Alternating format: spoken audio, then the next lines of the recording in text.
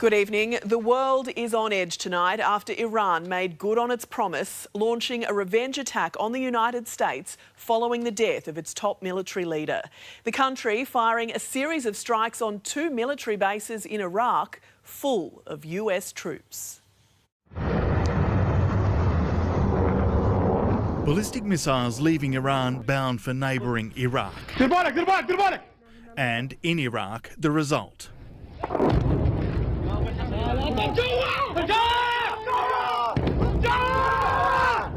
Iran's Islamic Revolutionary Guard launched the attack on 2 bases hosting US and coalition forces, the Ain Assad base west of Baghdad and another at Erbil in Iraq's north. The Pentagon says it's conducting initial battle damage assessments. The Ain Assad airbase is the same one President Trump made a surprise visit to on Christmas Day in 2018, his first to a combat zone. Well, first of all, at ease. Let's have a good time. Hours before the attack, this warning from Iran's foreign minister. The United States took an act of war against Iran. It will have to be prepared for the consequences. Arrogance and ignorance, when combined, it's disaster. And also before the attack, President Trump talking tough. We're prepared. We're totally prepared. And likewise, we're prepared to attack if we have to, as retribution. The rocket attack was direct retaliation for the US drone strike assassination of leading Iranian general Qasem Soleimani. Iran's foreign minister tweeted, Iran took and concluded proportionate measures in self-defence.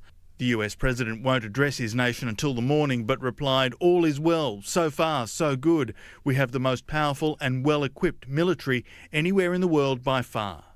And in response to Donald Trump's tweet of an American flag after the killing of Soleimani, today trolled with a flag in return by a senior advisor to Iran's supreme leader. Around 300 Australian Defence Force personnel are in Iraq, but at a base a few hours away from where American troops were attacked. The Prime Minister says he's been monitoring the situation and was briefed today. All Australian diplomatic personnel and all ADF personnel are safe. But it is obviously a very fluid situation, and this is something I'm receiving regular reports on. The PM also briefed the opposition leader. This is potentially very dangerous indeed, and I don't want to see Australia drawn into a military conflict in the Middle East. The rocket attack came just hours after calls for revenge rose up during the funeral of General Soleimani, attended by millions of people, many chanting "Death to America." Dozens were killed, though, during a stampede, delaying the funeral. Eddie Meyer, 9 News. Well, Nine's US correspondent Tim Avia is at the White House for us tonight. Tim, Donald Trump's next move is key. Absolutely, Jane. The stakes have risen dramatically. Iran is promising if America retaliates, then the attacks will keep coming. They're threatening to target locations like Dubai, Israel, and even inside the US itself. It puts Donald Trump in a very difficult position. All week he's talked tough, saying that if Iran does attack, the US will strike back fully and quickly and hit Iran harder than they've ever been hit before. So now he has a choice whether to follow through with that threat or try to de-escalate the situation, but potentially lose face. Jane? The world is watching, Tim. Thank you.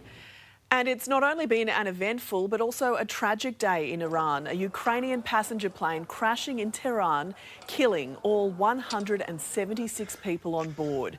The Boeing 737-800 bound for Kiev came down shortly after takeoff. Local news reporting it suffered technical problems.